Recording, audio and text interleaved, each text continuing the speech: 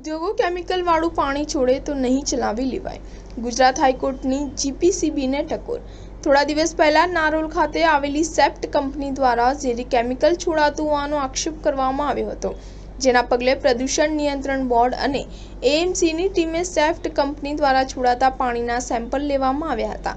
ઉલ્લેખનીય છે કે નદીમાં ટ્રીટ કર્યા વિના જોખમી કેમિકલ છોડાતું હોવાને લઈને હાઈકોર્ટમાં અરજી કરાઈ હતી.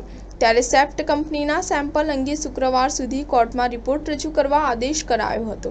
ત્યારે સાબરમતી નદીને લઈ કરવામાં આવેલ સુનાવણી હાઈકોર્ટમાં રજૂ કરાયેલ જોઈન્ટ ટાસ્ક ફોર્સના રિપોર્ટમાં નદીના પાણીમાં ઝેરી કેમિકલ હોવાનો મોટો ઘટસ્ફોટ થયો છે, જેના પગલે હાઈકોર્ટે જણાવ્યું હતું કે ઉદ્યોગો નદીનું સારું પાણી વાપરીને કેમિકલવાળું પાણી છોડે તે નહીં ચલાવી લેવાય. ઉપરાંત આ ઘટનાને લઈને ટાસ્ક ફોર્સની ટીડીએસનું પ્રમાણ વધારે હોવાની રજૂઆતના આધારે હાઈકોર્ટ જીપીસીબીને ટકોર કરી છે.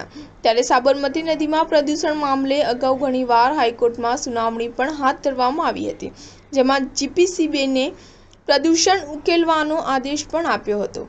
એએમસી કોર્ટ મિત્ર ટાસ્ક ફોર્સ સહિતના સાથે બેઠક કરવા પણ હાઈકોર્ટ દ્વારા અગાઉ આદેશ અપાયા હતા અને અમદાવાદની સાબરમતી નદીના પ્રદૂષણ મામલે દર વખતે હાઈકોર્ટને તંત્રની ઝાટકણી કાઢે છે, છતાં પણ તંત્રનું પાણી ટસનું મસ ન થતું હોય તેવું લાગી રહ્યું છે.